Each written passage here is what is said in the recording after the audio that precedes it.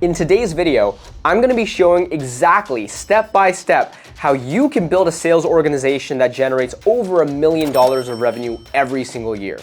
I'll talk about how to hire, how to actually compensate your sales team, and how you can even manage and motivate your team so that they can perform at their absolute best.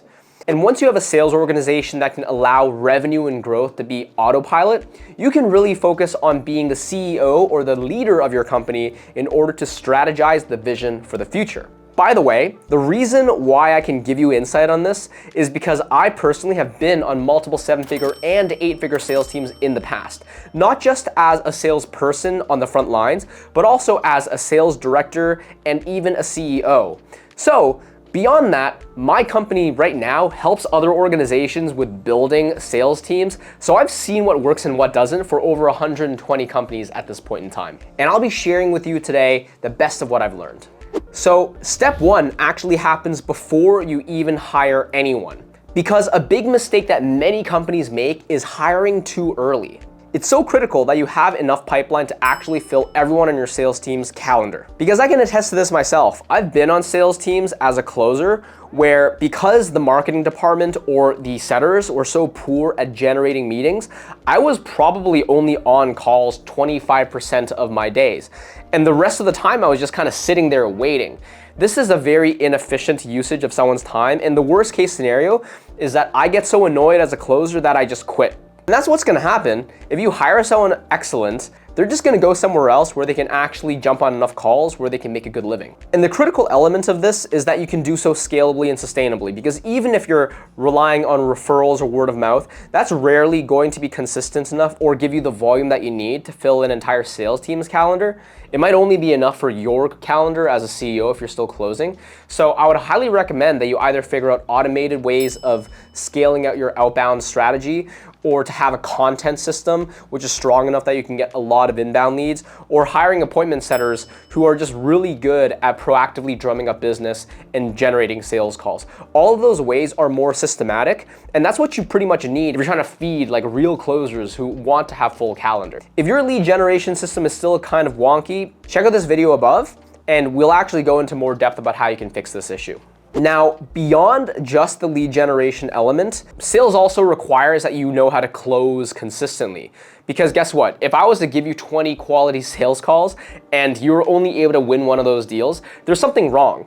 And the problem is, if you don't even know how to close deals yourself, then that means whenever you hire a new salesperson into your team, you're not gonna know how to train them. You're not gonna have a sales script waiting for them that you know is battle tested and optimized.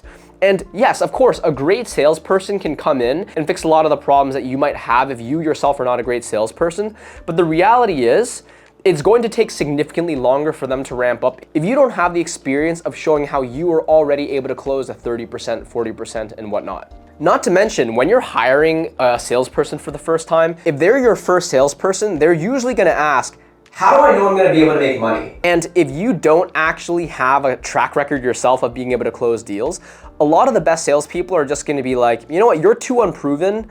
I don't even know if I can trust you. Maybe I should go somewhere else where people have actually closed deals and have shown that they can make money. So you need to invest the time in really being great at sales, and also to document what you learn when you close the deal so that you have good scripts, so that you have good processes, so that you have good profiling when it comes to your ideal client psychology. All of these things are important to do before you even hire your first salesperson. Now, when it comes to hiring, I'm a huge proponent of having a remote first sales team. And the quick reason why is because they drastically remove how much you're spending in terms of payroll, and it allows you to be much more flexible in bringing in the best talent from all around the world, not just from one specific location. And the reality is, most employees these days want to work from home. They don't want to commute. They don't want to have to deal with the bureaucracy of being inside an office. So if you don't have this benefit, a lot of the top talent will just choose to work somewhere else. I actually do have a full video that dives into more depth about why remote sales teams are the future, so check that out if you would like. In terms of how I actually hire, I'm primarily looking for culture fit, sales skills, coachability, and previous track record of success. So generally speaking, the way that I evaluate along those metrics is I'll do a multi-stage interview process. The first interview is more behavioral in nature because I want to just have a quick conversation to get to know them, understanding why do you like sales? Why do you want to join my team in particular? What is your ideal career progression? What are your favorite sales books? So there's so many different things that I typically want to learn just to understand their personality, the way that they would fit in with my team culture that I'm trying to build, and overall their motivation. When I'm going through these conversations, the more that I can hear from someone that they're articulate, that they actually like my product and they're not just in it for the money, the more that I see that they're actually interested in learning and improving their sales skills and progressing in their career, the better. Now, once someone moves past this stage of the interview, I typically like to have them do a second stage role play.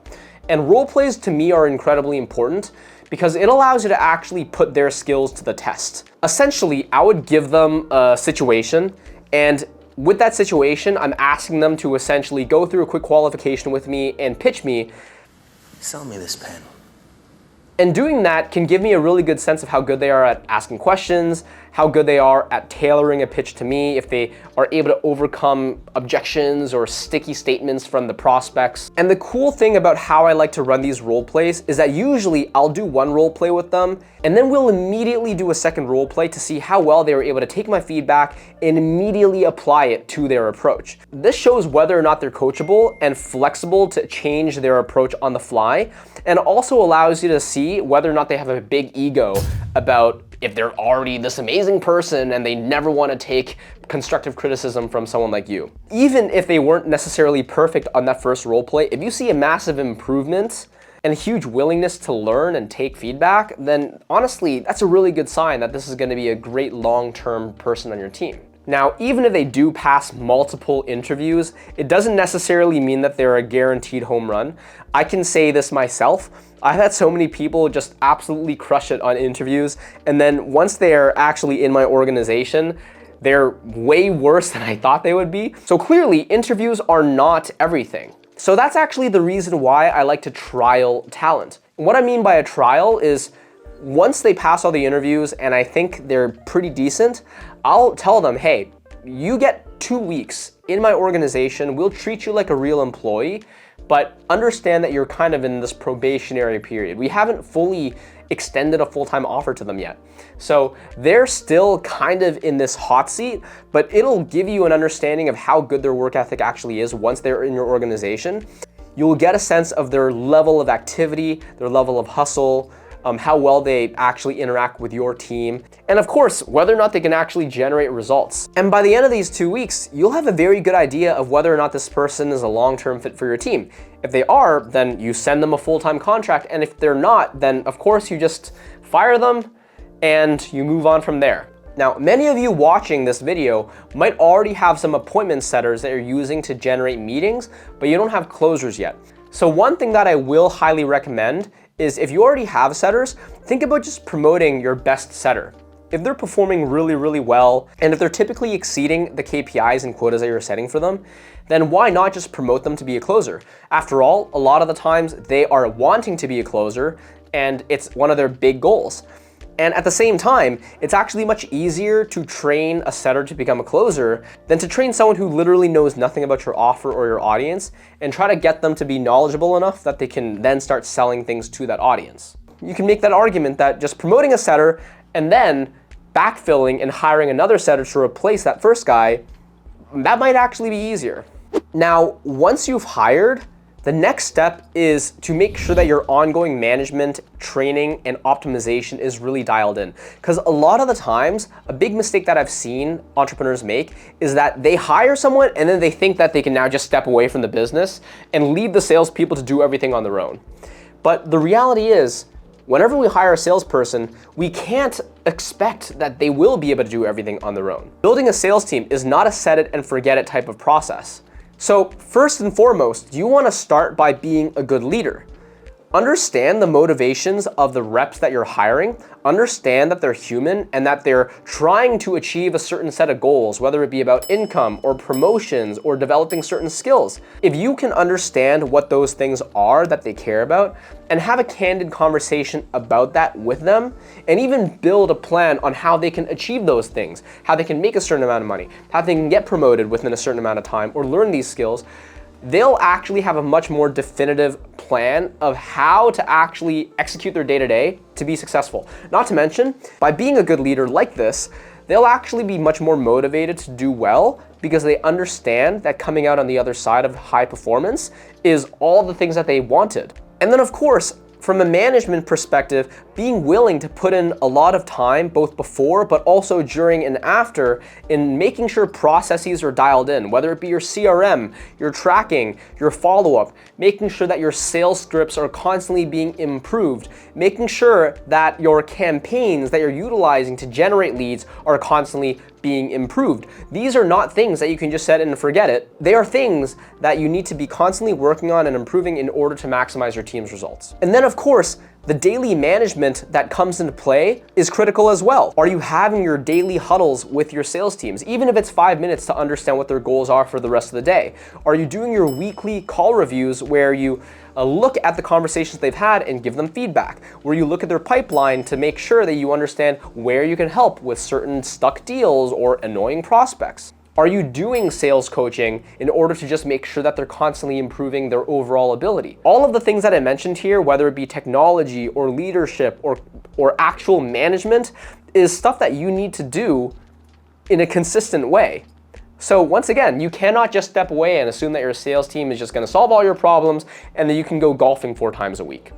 Now, once you've successfully built your management process and you're starting to generate lots of results, your business is going to exponentially grow. In fact, I would argue that just doing those things alone will likely push you to $1 million a year. And the reason why I say this is because the math speaks for itself. Let's look at that $1 million a year. To get there, you pretty much need to generate around $83,000 in revenue per month. Let's say it's like a one-time offer of $10,000, or even like an $800 per month offer. Over the course of 12 months, an $800 per month offer is pretty much $10,000. To get to your 80K a month and $1 million a year means you only need to close around 8 to 10 deals a month. That's really not that much. And let's say your sales team is doing okay. They're closing 25%, which is a decent benchmark to aim for. That means for every deal closed, they only need to have 4 to 5 calls booked in the calendar. So 40 to 60 calls per month will get you your 10 sales per month, will get you to $1 million a year. I'm not kidding when I say this. One salesperson can handle 40 to 60 sales calls a month. Meaning your sales team that you needed to get to $1 million a year could literally be one guy and maybe you working part-time closing. Or you could of course hire 2 people and fully remove yourself from the closing and you can just stick with sales leadership and sales management and coaching. So clearly reaching $1 million per year revenue doesn't require a big team, which should make you feel good. However, if you're trying to scale to $5 million or even $10 million a year, that's going to require more salespeople. That's when you need to start thinking about replicating the process that I just talked about in this video 2, 3, 5, 10 times. With the sales team of 5 to 10 people, you're gonna have to be a lot more diligent with your process. Your CRM needs to be even more dialed in than when you're working solo or with 1 or 2 sales reps. You need to make sure that there's a routing system so that the right deals and the right opportunities goes to the right closers. You gotta make sure that you have an appointment setting team that are really good at following up on old leads that are dying in the CRM and that they're constantly communicating with your closers so that your closers know what they're gonna be getting into when they jump on a call with the prospect that the setter had booked. You need to have good dashboards and projections so that you understand which closers are performing, which closers are not. And then you can provide the appropriate sales trainings to the people who really need it. Even marketing attribution is important. Which channels are generating? Because without it, how are you gonna know what's responsible for generating you the most amount of leads or the highest quality amount of leads? Because it's really important that when you're scaling to the 5 mil or even the $10 million per year mark, that you have a lot of understanding of which marketing channels, whether it's LinkedIn or email or cold calling or YouTube, is generating you the most and the highest quality of leads so that you can double down on those appropriate channels and do more of what's working. As well, once you get to a team this big, you're gonna have to put more thought and effort into building a great culture. Because the reality is, when you're working with like 1 or 2 salespeople, your culture can be as simple as just the friendship that you build. But when you have a team of 10 or even 15 people, you no longer can just go around being friends with everyone and expect that is all you need. You need to be building directly into your structure one-on-ones, team outings, times in which you're proactively just trying to get to know each other, and even competitions and challenges to get your entire team to be in a little bit of a type of mindset, you know what I mean? As well, it's important to let go of poor performers at this stage, because naturally, when you have a team of 10 to 15 people, there is going to be a handful of them that are just not carrying their weight, and you don't want to be carrying around that dead salary there. Of course, all of this is turning into a lot of work. So at this point in the organization, you pretty much have to have separated yourself as a sales leader and CEO from doing any day-to-day sales tasks. You're certainly not going to be doing meeting booking or jumping on sales calls anymore, unless it's a really, really important whale of a client, or if you just need to jump on a call to assist one of your sales reps as they are ramping up. So of course, you could just promote the best sales rep that you had to be a manager, but the important thing to know about sales managers is that they're not necessarily going to be just your best individual rep, because a lot of the skills are actually different. I would say a really great star rep is sometimes very individualistic, whereas a manager needs to be a really good team player and they need to be putting others ahead of themselves. So inherently, there is a little bit of a different skill set. That being said, if you actually do have a sales rep that not only is really good at closing themselves, but they know how to teach, they're a great leader, they know how to motivate, they know how to be empathetic, and they're a good listener when people are having issues, that's the ideal type of person that you want to be a manager. And just to wrap up this management segment of the conversation, even as a CEO or the high-level sales leader of the organization, hiring of a sales manager doesn't mean that you can just step away entirely. You still need to build a bit of a relationship, you still have to have on occasion a one-on-one conversation, and you certainly still want to have like an all hands on deck conversation and meeting once in a while with the entire team at large, because otherwise, if there's no FaceTime, you're going to start feeling very disconnected from the sales force, which is not a great thing. Finally, compensation. How do you typically pay your teams? So with appointment setters and SDRs, it makes sense to pay both a base and a commission. So when it comes to an offshore appointment setter, someone who's living in South America or Southeast Asia or South Africa, you can probably have success paying $500 to $1,000 American in base salary. Whereas an SDR or a setter living in the States or Canada, you probably need to pay them around $2,000 to $4,000 in base. This is, once again, the math showing why hiring remote can be quite good. As far as the commission is concerned, I would say that the best ways to do commission is either paying them based on the number of qualified meetings that are booked in the calendar. So these are people who are fitting your ideal client profile and they show up for the call.